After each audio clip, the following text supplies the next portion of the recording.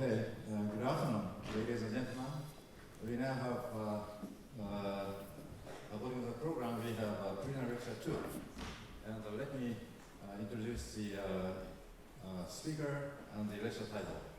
The speaker is Professor Gustafsson from Lund University, Sweden, and he's going to give a talk on stored energy and antenna current optimization. Please. Thank you very much. Thank you for the introduction, and also thank you for the invitation to come here and present that work. And especially also thanks for Ari for arranging this very nice meeting.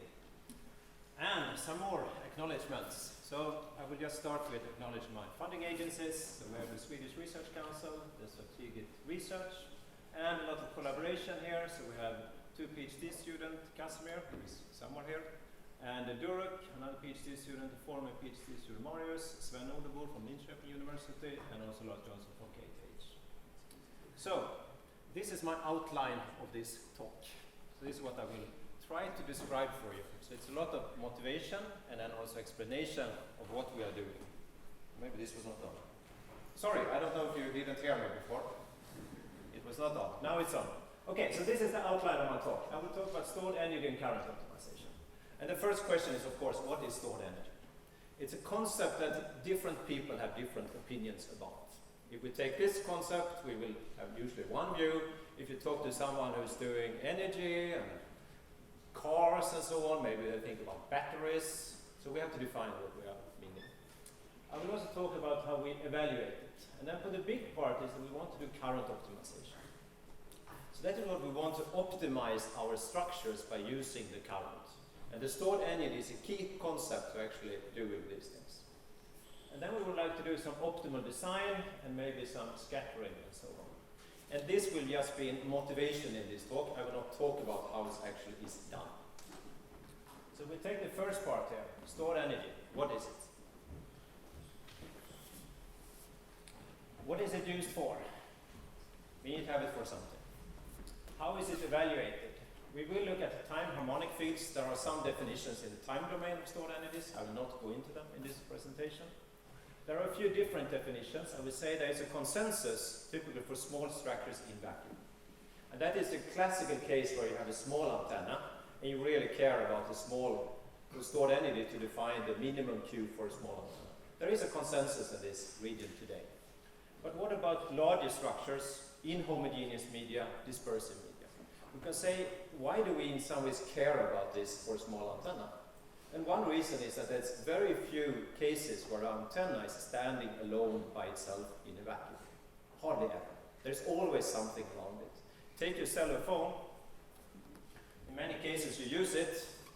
It's free space almost now, except my hand. Put it to your head. Of course there's a lossy media very close to it. And we need to know what's happening in many of these cases. We need to know what the stored energy is, also in more complex geometries. And the main reason for caring about stored energy is the relationship to Q factors. So the Q factor is defined as the quotient between the stored energy and the dissipated energy. The dissipated energy down here, typically radiated power and lost power, is very well defined. We know what it is. The stored energy up here is up to interpretation. And there's not really a consensus of what this is. If we have the Q factor and we have a single resonance model, we also know what the fractional bandwidth is. So some formula here, 2 over Q, and then some limit here with the reflection coefficient of the antenna. That gives you your fractional bandwidth. And you have one illustration here, Q equal to 30 and Q equal to 6. And of course, the higher the Q, the more narrow your antenna. So that is the relation we would like to have.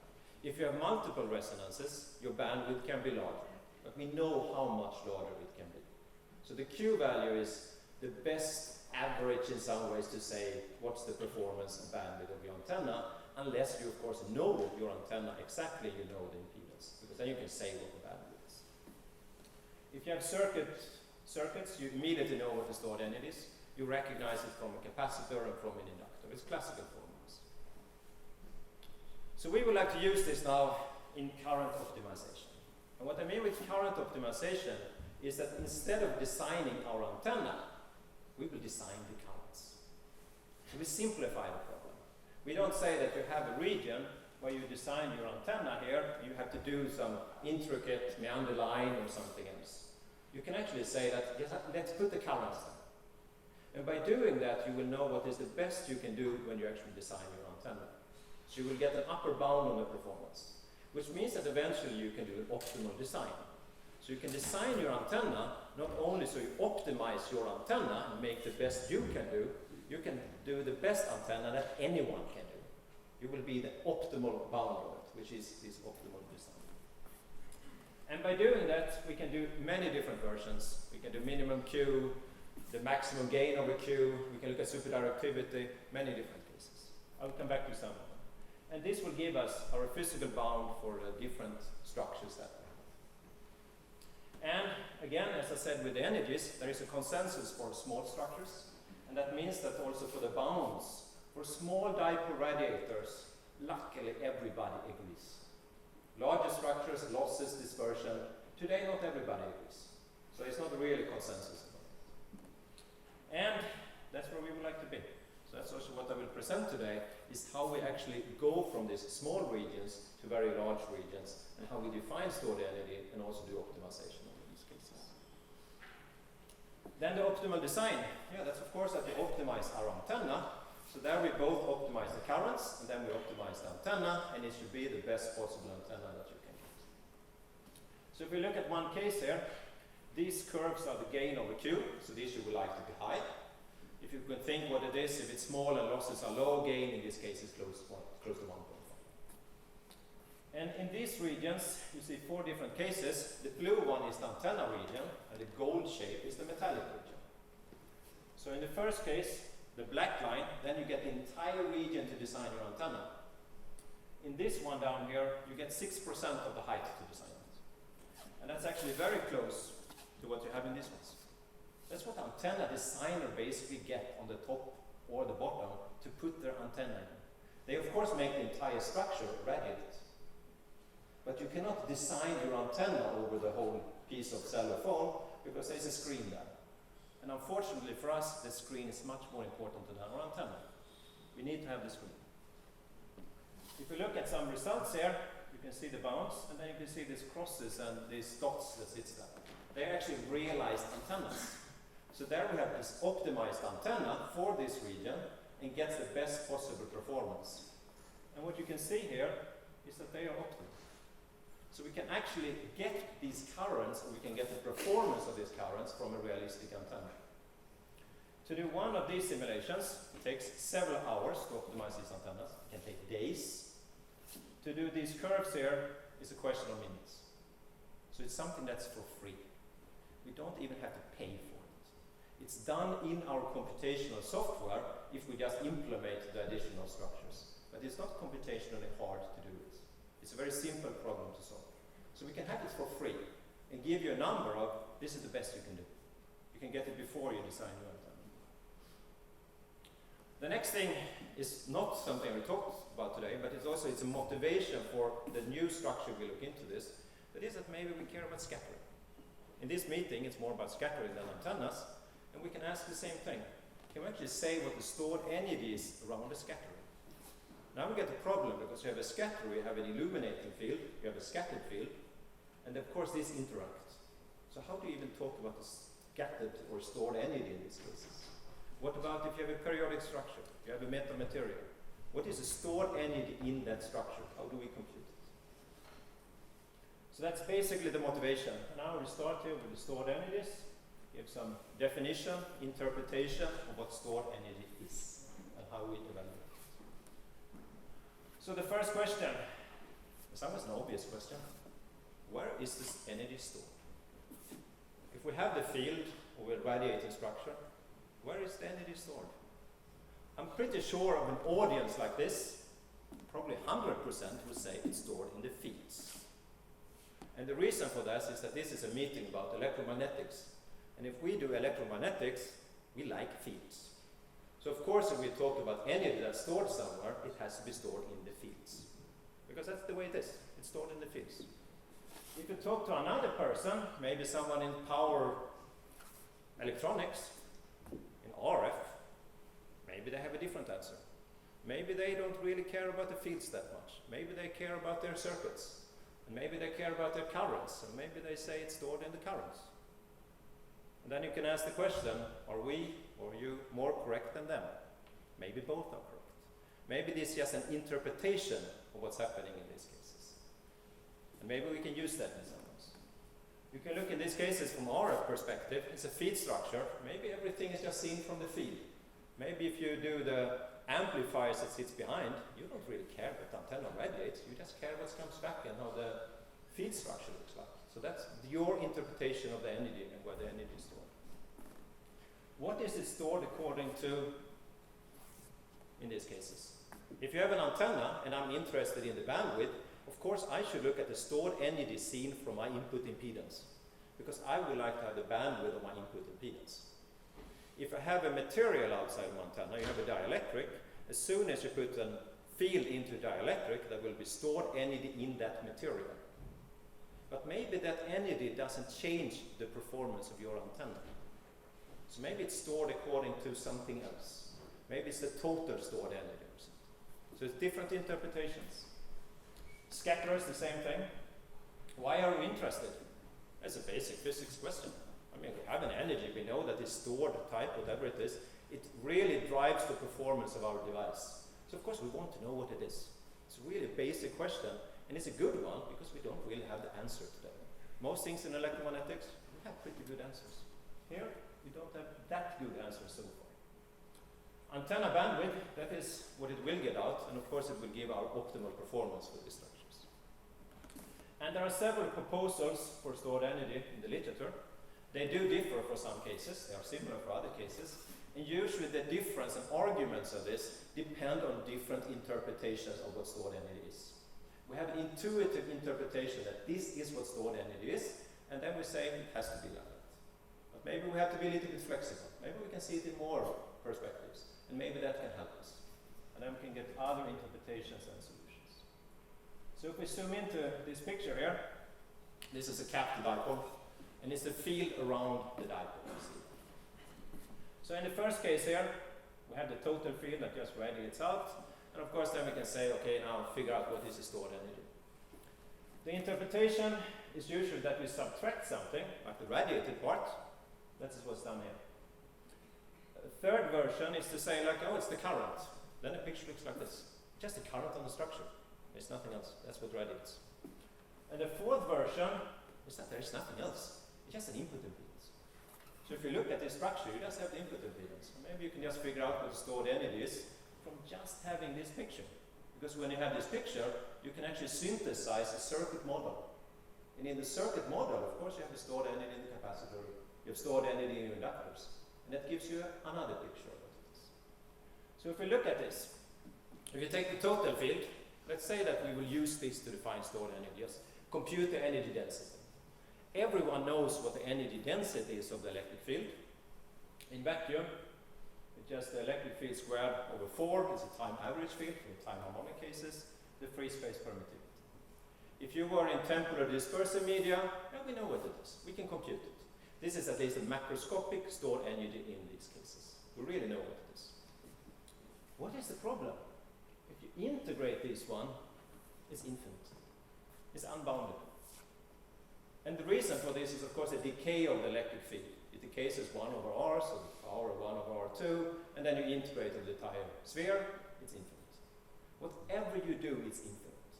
So you really need to take something away here to get what is stored around your structure. Because it's not stored if it's several kilometers away from your antenna, then it's definitely relevant. Something you should take away. And the picture of doing that, and the classical way of doing it, is to take and subtract the far field. So then you just take the energy density, you subtract the equivalent energy density of the far field, and then you integrate these ones. This is really the classical idea or definition of stored energy. That's the one that's treated in most papers. And the picture could look like this. In this case, it was a power flow that was subtracted, so that's an alternative version. And now you can see it's really a field that is tight around your structure. That is the one that's there. It's like pumping forward and back. And of course that gives the energy in your capacitors or inductors, so that is what's stored. It's just a pumping field around your structure. So there are many results of this. It goes back to Colling and Rothschild here, 1964. They computed this for the fields. I get good numbers for it. The thing with it is, it's going to be coordinate dependent. So what do we say if we find out that we have a physical quantity, which we claim that's stored NADs at least, and it depends on the coordinate system? The only thing we know is that it's wrong. Because of course the quantity cannot depend on the coordinate system. We could get any value we would like. The effect is, however, rather small, so we can say how big it is. So for small structure, it doesn't really matter. But there is some flaw in this definition. And if you now would like to go to lossy media, you have a big problem. Because your far field is 0 in the lossy media, which means you always get a total field. You don't really know what you should subtract. You get something else. At least it's a problem. So if we go to the third version, that is when my interest in this came out. There was a paper here published by Guy van der Bosch, 2010, where he actually derived the stored energy solely expressed on the currents on your structure. So instead of having the fields outside, now you just have the currents, which of course is really good, because the currents only live on your structure. You know what it is, you can control it when you have your antenna and so on. The fields far away, it's pretty hard to control. And this is the expression of it. Quite complicated. You can recognize it if you look more into it. You can see this is the real part of the Green's function that sits there. We will soon see that this is heavily related to the electric field integral function. That is what sits behind all this. And yeah, you can derive it from this subtracted far field. So you can actually show it's equivalent to the subtraction of the far field, but only for the cases where that subtracted far field is coordinate independent, which means you have a symmetric radial. One thing with it, it's not positive definite. It can become negative, which also means that we can have problems with these ones. And it comes for larger structures. When something gets more than a wavelength, there can come in problems. It's something that's a problem when we want to add larger structures. It's not a problem for small structures, because the antenna size is of course limited by fractions of a wavelength when Q limits our performance of our antenna. And the good thing is that this we can directly plug into optimization. So if we have these expressions, we can now ask the question, what is the best current I can put on my structure? I can optimize over this current. And that's what we would like to do. If I take the fourth picture, so now I've become a circuit person. I don't really care about fields suddenly. Now I care about the circuits. Then we can say that we know the input impedance. And if you know the input impedance for all frequencies, and this is a rational function, Otto Brun, 1931, proved that you can actually construct a circuit from it. You can synthesize it. It's a step-by-step proceeding to do it. So finite one here, maybe it looks like this. So you can just get a larger and larger structure. It's just a scheme to run, and you get a circuit out that describes your antenna. And then you can of course compute the Q factors. So now you have a circuit model that can give you another idea of what your stored energy is and your Q factors. You can also take a differentiation of it, and this was first done here by Jagan and Best, and it's a very popular and powerful way of actually getting the Q factors for antennas. If you have a single resonance, it's an exact formula. This is then constructed from the antenna, so it involves the geometry in the field, which also means it's kind of useless in some ways. Because if I have the input impedance, I know what it is, I have my antenna, I mean, why do I care about the stored energy? Because I have the input impedance, I know the bandwidth. But we will use it as a comparison. Because what we would like to have is an expression for this that doesn't depend on the detailed geometry in the field. It should be valid for all antennas at once, which is the one we can optimize. But this can then give a comparison, so we know that the numbers are fairly correct. So this we cannot really use in optimization. If we now take this, so we just plug it in, I evaluate all of these formulas I showed you, and I make a comparison for some antennas. We can just see what can we get, what can we expect of accuracy for these cases. This is a center-fed dipole here. You can see the length here in wavelengths. The length is L and it's center-fed. And there's two different curves here. One is E and B, which is the electric part of the stored energy or Q factor. One is the magnetic part. And in each of these ones there are three different curves. You can hardly see the difference here.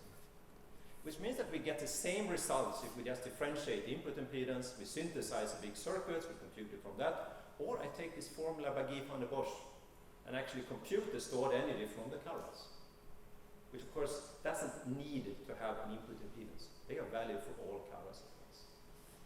And the curves are on top of each other. This is a loop antenna, basically the same thing. There's a small difference in some cases, but very small differences. This is an off-center fed dipole, and this was a hard case. We had to really look for cases where you find a difference between these curves, because of course in all cases are not the same. And if we want to validate something and figure out this is correct, of course we should find as bad and hard cases as possible.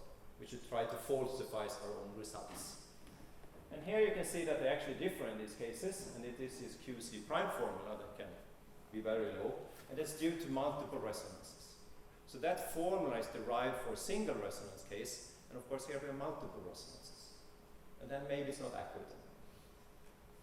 And this is another case that of each other. So they agree very, very well, and here you see zoom up, you can see the difference there.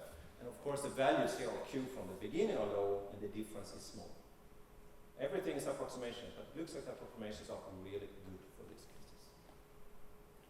So this is the stored energy, then what we have. So we had different versions of looking at it. I haven't said anything else about the complicated cases are now, but we did it from fields, input impedance, and current density. We can compute their Q factors. I didn't talk about this version. It's just a vague way to evaluate this subtracted field. And what we know about these ones is that these are equivalent. These are equivalent, where this one is well defined. These have a relationship for small structures, and the QC prime formula has a relationship when the phase of the current doesn't change too much over the structure interpretation. So these are actually cases that we understand quite well today. Small structures in vacuum. Quite good understanding, I would say, with getting to consensus on it. But that's of course not all cases. The difference here, they agree well, and the differences are understood. An interesting thing with this is, of course, when you find out that you had this paper of Guy van der Bosch from 2010, you do this, you derive everything, and suddenly you run into a paper from 1972 by Harrington and Moutz, and you actually find out that they have the formulas already in that paper. To my knowledge, however, they have no derivation of it. And I think they get it from an analog with circuits. We will also use that a little bit later. But they have the formulas already published. Guy van der Bosch has derived a time domain version of the same thing. Magnetic currents, we're looking into right now. And there are a few other approaches also to define the stored energy. Some subtraction technique here. This is another version, and so on. There are different versions of actually defining it. Sometimes it agrees, sometimes it slightly disagrees. But this is of course not the only case. Now we should do the hard case.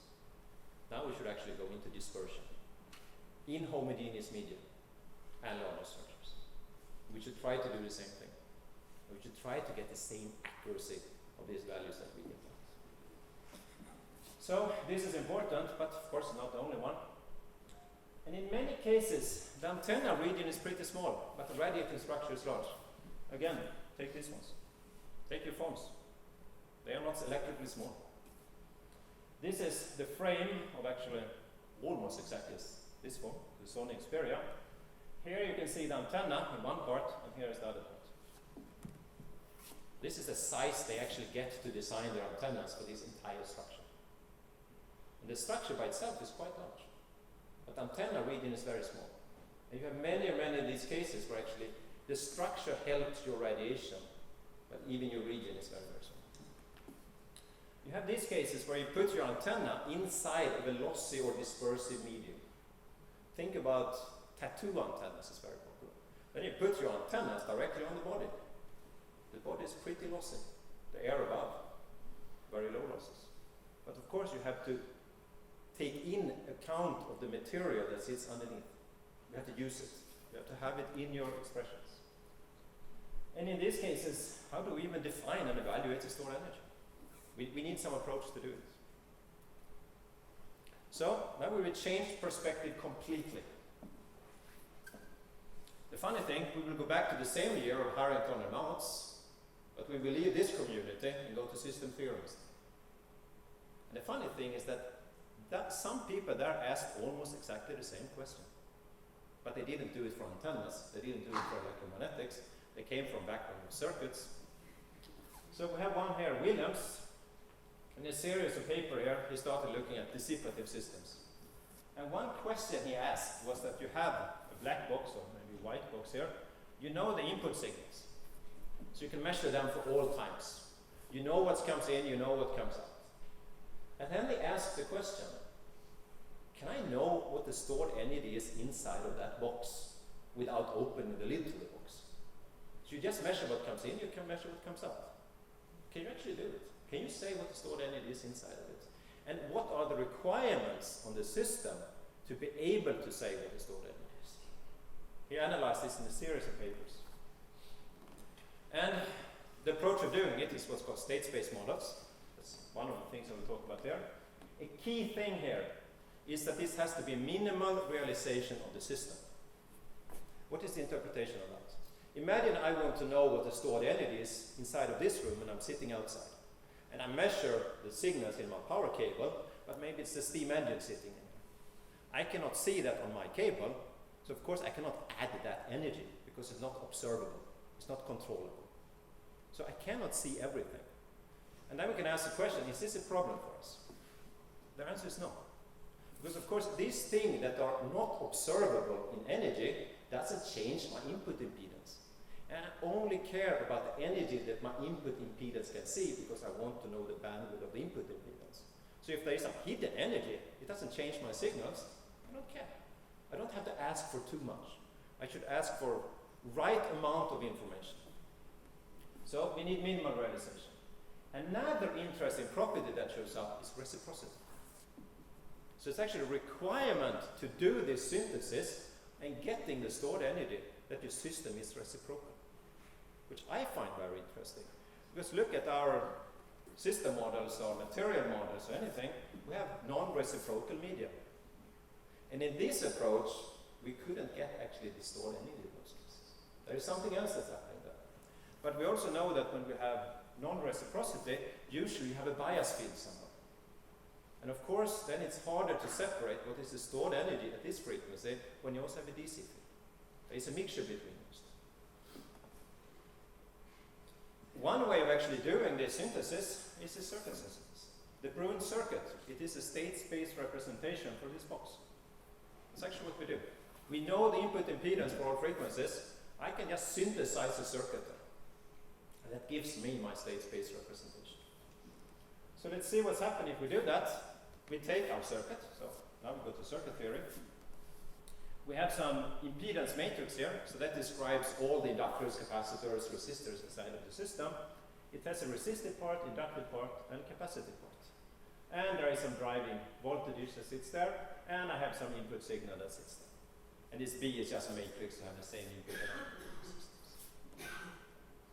The first thing we do is to rewrite this as a first order system, and the system is in this S, J omega, the frequency, so it's D to T, which would be a first order system. And we do that by introduction of a state here, which is some voltage states. So I just rewrite the equations. And now, what is the energy? When I have that system, I have D to T here in front of something. Here I have another part. I want to know what the energy is. What do we do when we want energies? What did you do with the capacitor in your basic electronics course? You multiply with the voltage and you integrate. Of course, we do the same thing here. That's how we define stored energy. So you multiply this with the states, the current, and the voltage, you integrate it, and this is what you get out. And this is what we identify as a stored energy, seen from that input impedance. So this will give us the same as we had before with the input impedance. If we now interpret this, we will get the recipe to do this for our electromagnetic systems.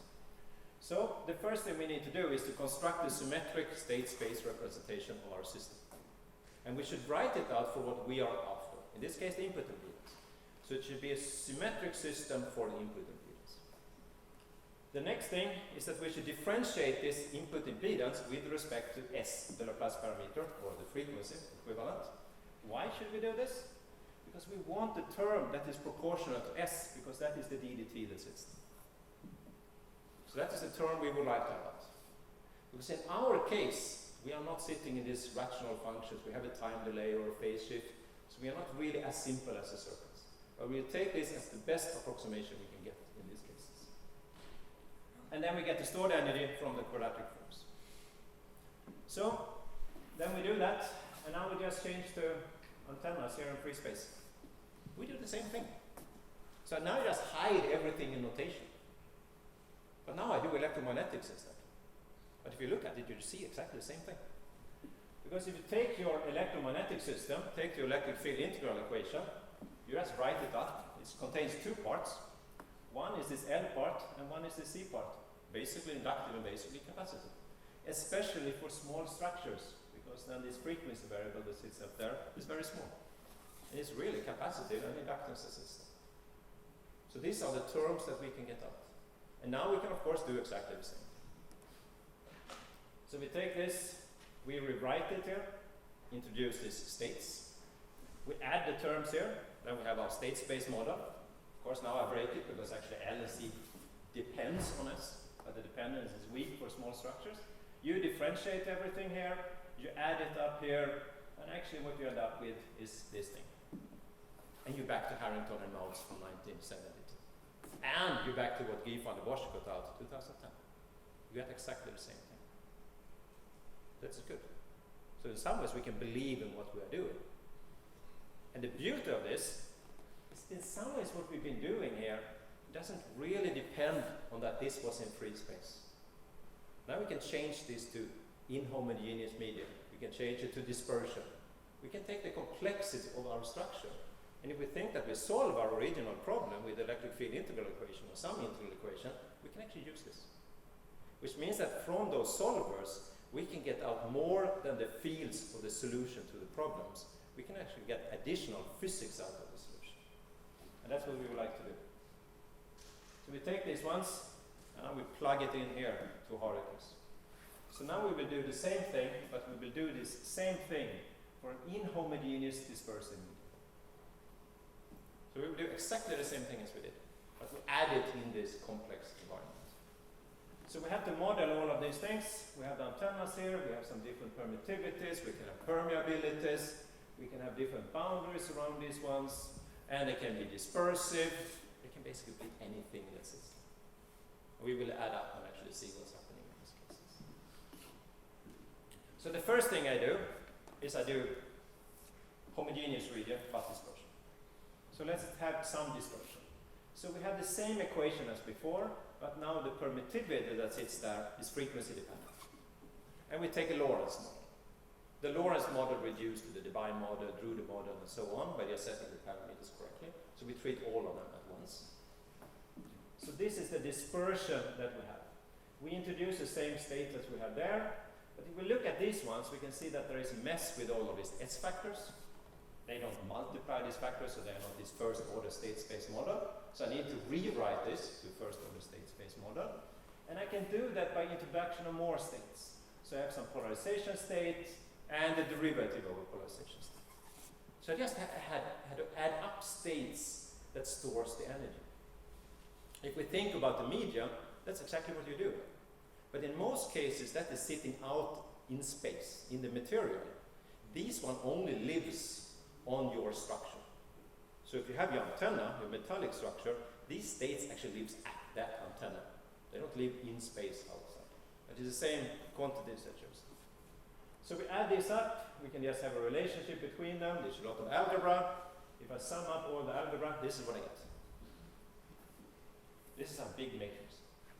So I went from one system where I only had some unknowns here, some currents, I have some driving force, and I have some complex impedance matrix here, and now I have a matrix here that is much, much larger.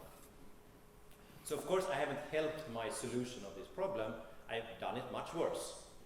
But actually I don't have to solve this problem. This problem is only used to compute the stored energy. And I can compute the currents from only the input impedance. The matrix I had before. But now I take this matrix, we differentiate that matrix because we want to term that's proportional to S. We want a linear term there. And we form all the quadratic forms that sits in these cases here. And you can see the matrix here as increases in size. If we also add dispersion in the magnetic parameters, so on, it just gets larger and larger. But the procedure is straightforward. And when we have have this expression, everything can go down to only the current. So of course I can compute this, and then I know what the voltage is, I know what the polarization is, I just plug it in and express everything in the current. And here we have then the stored energy expressed in the currents, and these are the parameters from this Laplace model. So you get in the energies that depends on all of these parameters. And this Lorentz model here reduced basically to everything we would like of a simple model. So let's plug it in and see what it looks like. So now again, we make the same comparison as before. The first curve is the lossless case that we have here, and I added one more parameter here. That is also the matching of these structures to a reflection coefficient of 0.3. And you can see that these curves are almost on top of each other, except down there. And we know what the difference is. That is that this QC prime formula have multiple resonances, so it can be off. Otherwise, the curves are basically on top of each other. If I add losses, you can see the same thing again. They're on top of each other. So obviously, we seem to get something that's fairly accurate. And imagine, or remember again, that this formula up here is computed with only knowledge about the current distribution of your structure. You don't use where the feed sits, you don't use the input impedance, you only use the currents. While these formulas that sit there, they need to have the input impedance, which means that you have to specify where the feed is. If you have an antenna, you have to specify the detailed structure of your antenna because your input impedance depends on it. But for the currents, you just take where the currents are, which means that we can optimize over these currents. And then when we plug in an antenna in that region, we could again compute all of these things, and we would get something that is accurate with the same expressions. So we actually have a way to evaluate the stored energy in this structure from only currents. We don't need antenna, which is the power. If we do the more complicated case, so now do the multi-region, I won't show you all the formulas for it, but here we have a more complicated structure, some regions that sits around it. It can be lossy regions, it can be lossless regions, and so on. We can solve this with different formulations. We can use volume integral equations, or we can use the surface integral equations. It doesn't really matter. But we need to formulate a symmetric state space model that gives us all of these energies. So let's do the same thing. And here you see the comparison. I don't show you how we compute these things, but you solve the equations, you crank the system, and you actually get it out. So in these cases, you have two different regions, epsilon 1 and epsilon 2. One is epsilon 1, one is epsilon 2, and actually in these cases should be switched. And the size of the antenna is L, and then the size just grows here up to 5L. And in each of these curves, there's these three different curves that plotted there, and then the permittivity is either high inside or high outside. And actually, again, you see that these curves are basically on top of each other. Some differences happen, especially for these ones, where you can get very low values when you have multiple resonance and so on. But you actually follow it quite well. And when we look at the size of these ones, when this is 5L, this is not a small structure. You can see that you have heavy amount of resonances inside of these ones. So of course you have standing waves and so on. You have all of things going on inside of these dielectrics.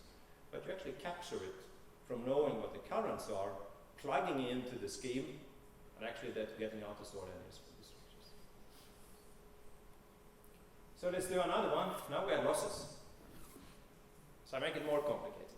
Now we add the losses around these structures too, and you can see the same thing here. Now it's a spherical region. Here you see the permittivity. This is a Debye model.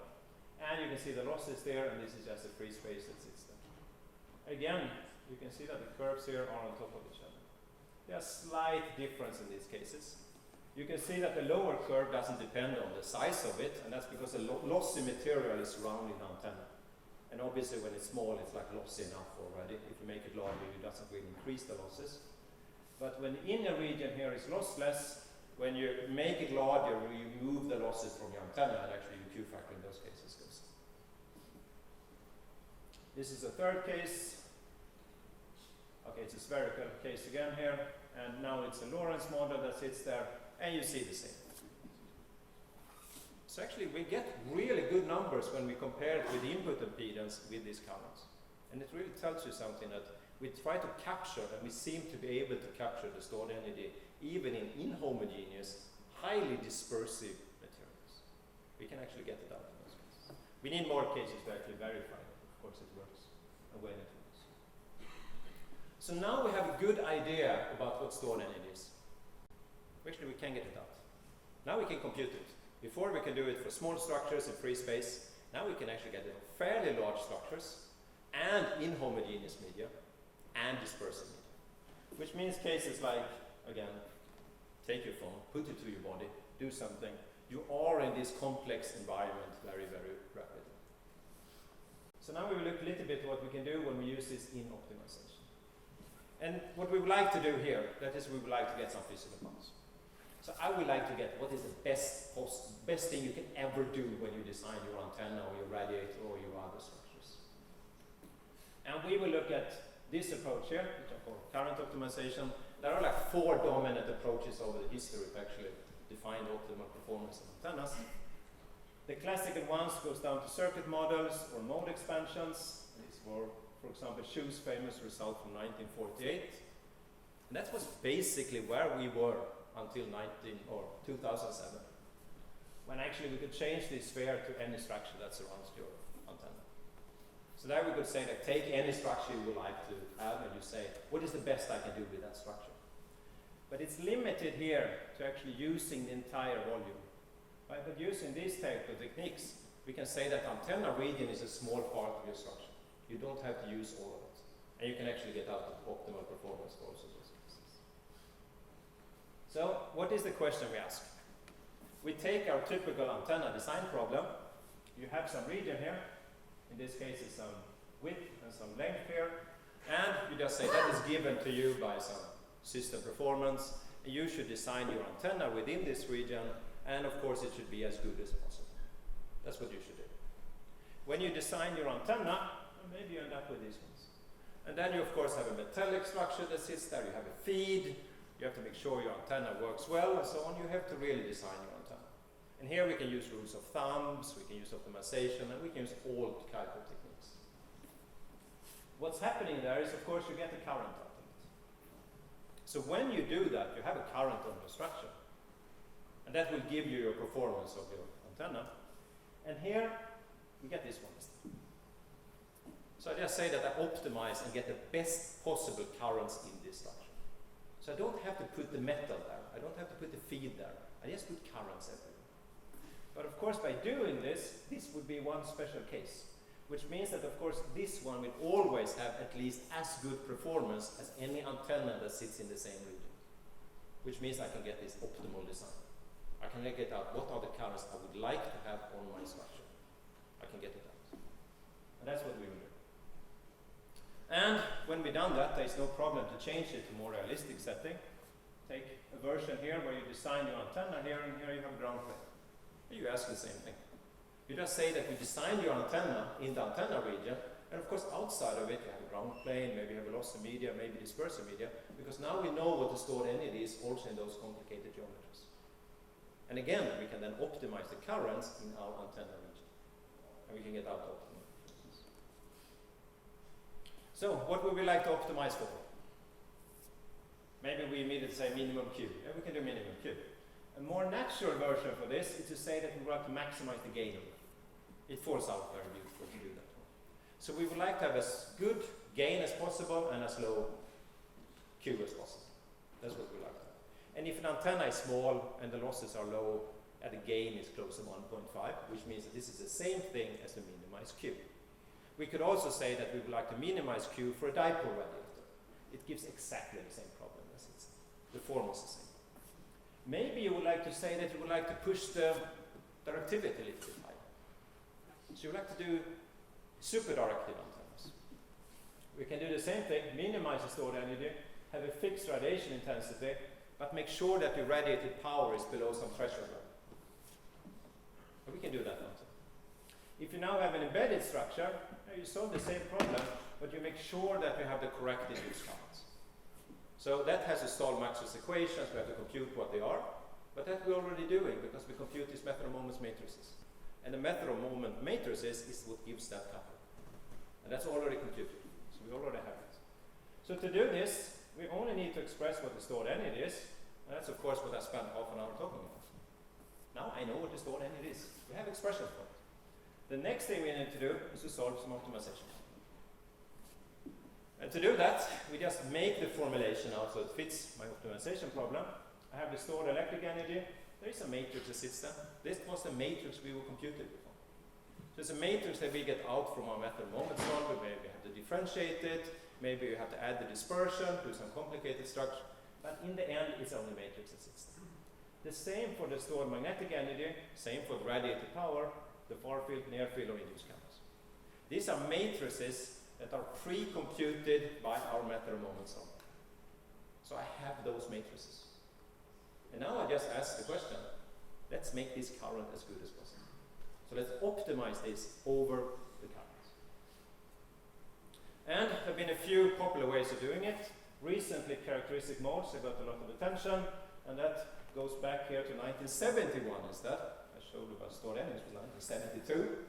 A lot of work with the same people here, Harrington and Mounts. And to do this, they look at modes on the structure, called characteristic modes. They solve some eigenvalue problem here, and we look at the performance of these ones. They are in some modes where you try to make resonance. That's what you try to get at. If you were looking at stored energies, you can look at the sum here instead of the differences. This is the reactance. This is then the total stored energy, and you get another eigenvalue problem. You can solve that out. That will then give the modes with the lowest stored energy. But that's not what we are after. We want the Q factor. And to get the Q factor, we have to go back to this original formula we had of the Q factor, which is the maximum of the stored electric energy and the magnetic energy. And the reason for this is that we, of course, want a resonant antenna, and it's tuned by some component. So we should have a maximum of those things. And this is the problem that we would like to minimize. So we need to solve these type of problems. And to do that, we will use what's called convex optimization. So what is convex optimization? In many areas, convex optimization is almost what people only do. And when they reach a problem that is convex, they're just done.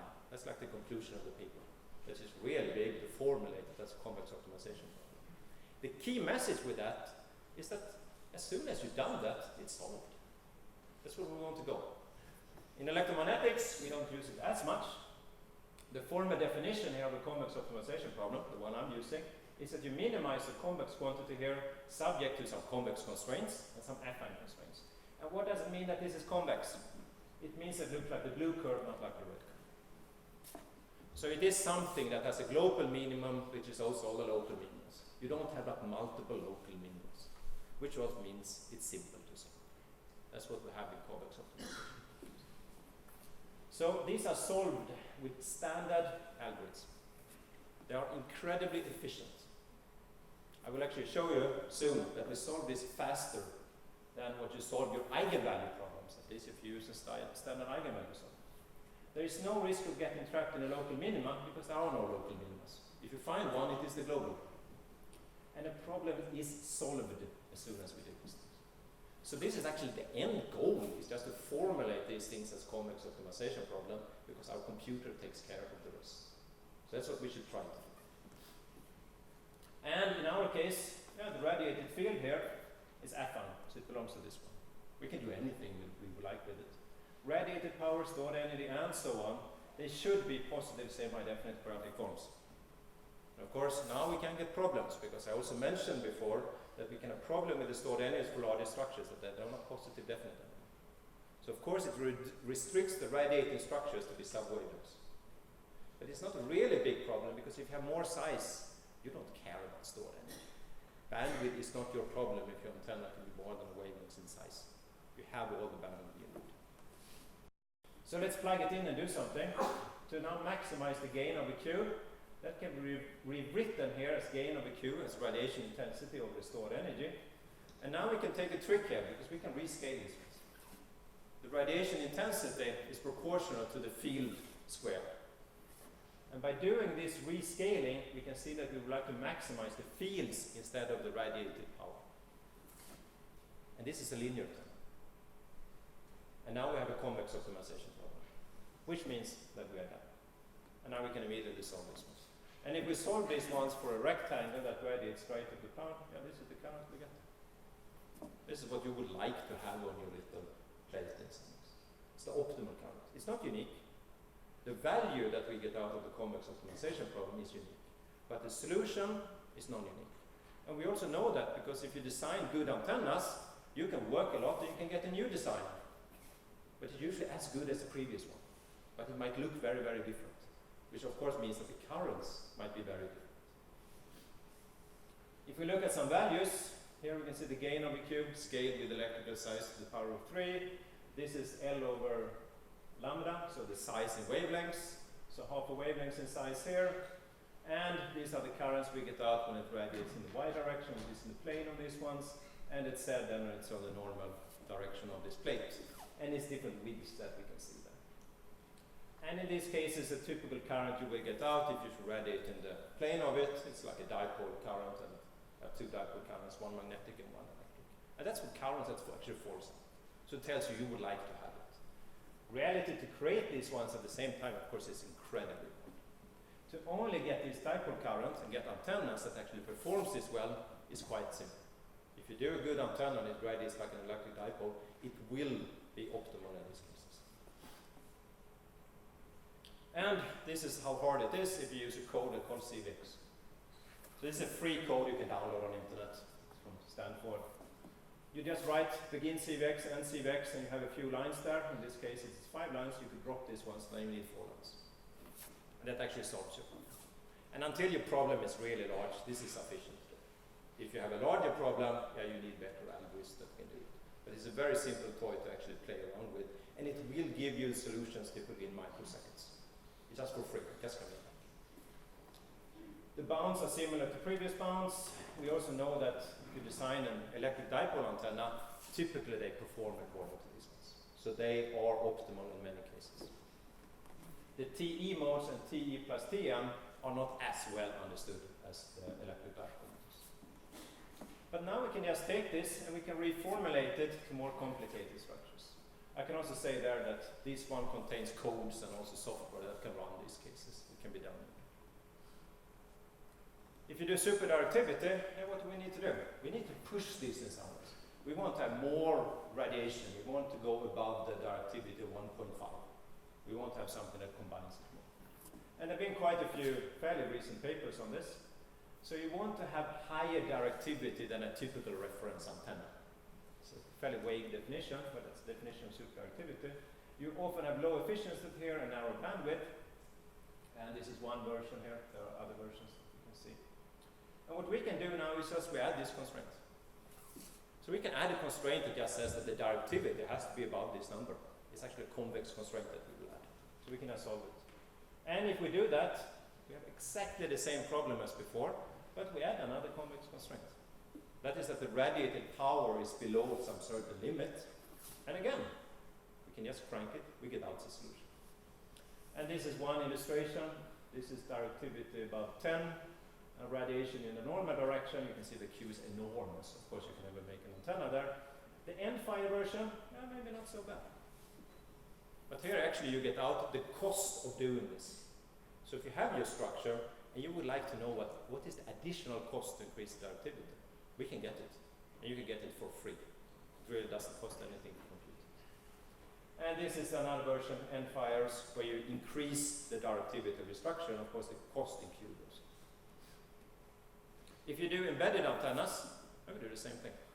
So we just follow the procedure, but now we have to take care of this combination between a structure that is not controlled, but is still radiates. So what we have to do is to add something here, which says that the currents that are on the ground plane are the correct induced currents. So we have to plug in what those currents are. We can solve this, again, the convex optimization problem. We have some antenna region, some ground plane region. We can plug it in and we can solve it. And this is what we have to solve. So this is our convex optimization problem. And we get these curves. The cost is basically 0. And in these cases, this is the same I showed before. 6% of the ground plane, entire ground plane up there. And you can see gain of the Q goes down. And if you add your antennas as you design it, you actually see that they perform according to these values. But again, designing these ones take hours to days. Computing these values take less than seconds. And it's for free. So we can actually have it as a priori information. How good can your antenna be before you start the hard design of it. And why is then convex optimization so good, and why is it for free? I will show you one example how easy it is to compute these things as soon as we have the matrices. So we would like to solve again the gain of the Q problem. And by looking at that, I can do some reformulation. It's usually called like a dual problem of your convex optimization problem. We can just show that this one is always less than this number we get out there. And this is this red curve that we see there. So we would like to basically minimize these ones. And this can be solved with what's called Newton steps. You can iterate it. Each dot that sits there is one evaluation. So you guess from the beginning it's 0.5, and then you just iterate there. And you can see after 5 iterations here, I mean, you have the number of digits you will ever need to have. What is then the cost to do one of those iterations? That is to solve one of your method of moments matrix problems. Imagine you're doing this with your genetic animals in designing antennas. You need maybe 10,000 antenna simulations. Here you get it out after 5. Which means in comparison to the antenna, it's for free. It doesn't really cost anything. The good thing is, at the same time as we do that, we actually get a bound, because that's to be above this limit too. If you make the comparison, you can see that the correct value is always between those two. So when you solve it, you for free get an error estimate that will tell you that your error is below this value. And the solution is to solve a few linear systems. And you get out these limits. Okay, I will hurry up. So these are the currents you can get out. And I'm almost done with it, so no problem. And superdirectivity we can do in the same way. Prescribed far fields, embedded antennas. And that is basically the end of it, because I was not going to be into the optimal design and not the scattering here. And we go to the summary. So what I've shown you is that we can go this stored energies and we use the current density. And that is really the key thing. It is to plug it down to expressions in the current. Because as soon as we write the stored energy in the currents, we can use them. And what I mean with using them in these cases is that we can plug it into optimizers. We can say, get the best current on your structure. And when you think you design your antennas, in some way what you are doing is that you design the current on your radiating structure. You try to make that current as good as possible. And of course here we solve the problem as a convex optimization problem to actually get the best current. We use a state space approach for this temporal dispersion. We can do many, many different cases. They're all convex optimization problems. You get the physical bounds here, and we basically move on from the sphere to arbitrary shape to embedded antennas. One thing to, of course, remember in all of those cases is that now we bound Q. And of course it doesn't say anything. Maybe sometimes you would like to have more. And then there are ways to go around this. You can do, for example, non-foster. You can do active matching and so on. But this will tell you when it's absolutely necessary to do it. And then, of course, you should focus on doing those things. Because this will tell you how well you can do when you actually have passivity and a simple relationship. Many of the references and codes are available here. Also, these slides are available to download. And there are many, many references there you can also see from this presentation in the background. So with that, I will thank you for your attention, and if you have any questions.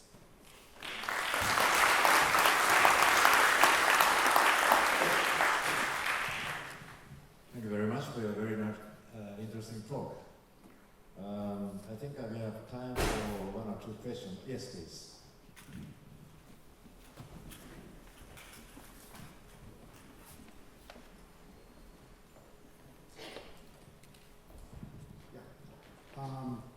Excellent presentation, Mats, again. And one very simple kind of clarification question. You mentioned stored energy in current density. I always thought that for these small antennas, the current density is where we're working on. Is there some other stored energy that you were thinking about? So what I mean with that again is we express the stored energy in the currents. And then, of course, how it is interpreted and where it lives, as I said in the beginning, we can interpret this either to the fields, we can interpret it to the circuits, and so on. But what I need to do to be able to do optimization is that I need to tie that current to a physical place on the antenna. because then we can optimize over those currents. And that's why the important thing is that the expressions of the stored energy is only involving the currents, because that's what we can optimize over. If it's involved in the fields, we can say, I get the best fields everywhere. But how do we control the fields in free space? We cannot really do it. So that's why we need to go down to currents. The formulation we have, we also deal with challenge, so it's good. Yeah. You talked about stored energy, but I have an interest in radiated energy. You put some energy into an antenna, you would like to know where that energy is going. So I work a lot with time domain antennas, which you haven't, you've restricted to narrowband or CW. My antennas are PEM feet, so the input impedance is a number, a real number. So we put a pulse in and measure a pulse in the far zone. In such case, if I look at power patterns, radiated power pattern, there are thousands of them because I have many, many frequencies. So we defined an energy pattern. I know how much energy I'm putting into the antenna. I'd like to know where that energy is going. I compute the energy everywhere and plot an energy pattern, and that's a unique pattern as opposed to power patterns, which are thousands of them. And I found that to be very useful in time domain antennas. Could you comment on that and see how what I've done relates to what you're talking about? Yes. I mean, of course, when we talk about the radiation patterns, here, as I said, I restrict myself to time harmonic fields. So we're really sitting at one frequency. And the cases where we're interested in, typically in Q factors, are narrowband antennas, because if your Q is large, it doesn't really limit our performance. When we go to time domain antennas and your time domain antennas, if we had a Q for those, the Q would be extremely low. So as you said, it's not a good parameter to really describe this. So the cases I'm talking about is when the physical size really limits your performance of your antenna in the way of it's a narrowband system. Of course, the time domain antenna is also limited by its size, but in a different way. So those would be larger antennas, and of course the parameters to describe them are completely different. So yeah, that's probably as much as I can comment on that. Even things like gain is undefined. Yeah. And what I can say, I mean, here we can, as soon as we have the currents, as soon as we have a physical quantity that's related to the currents, we can optimize those. But it's done for a fixed frequency. So we optimize it for that frequency. So it is the typical fairly narrow band systems there. A wide band time domain systems, you need to keep the time and pulse shape and so on, and it's a completely different problem.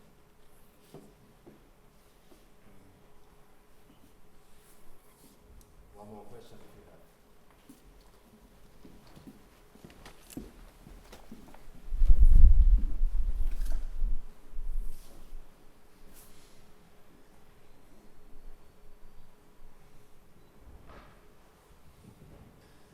Thank you for the very interesting talk, Matt. So I was listening to your talk and I have a question, I don't know if it makes sense. So if I understood correctly, you mentioned that this approach of getting the stored energy only works for reciprocal structures, right? Yes.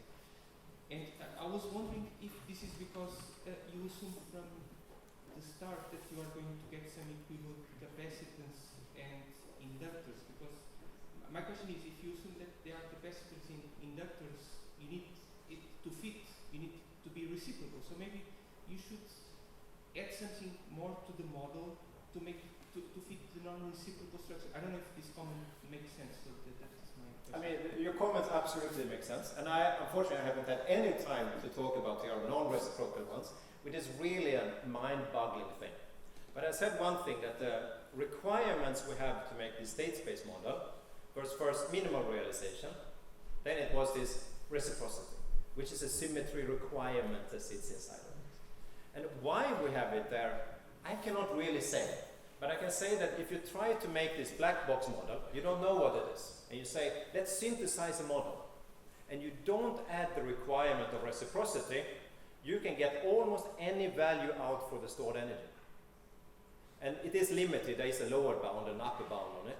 But as soon as you drop the requirements of reciprocity, it's not unique anymore.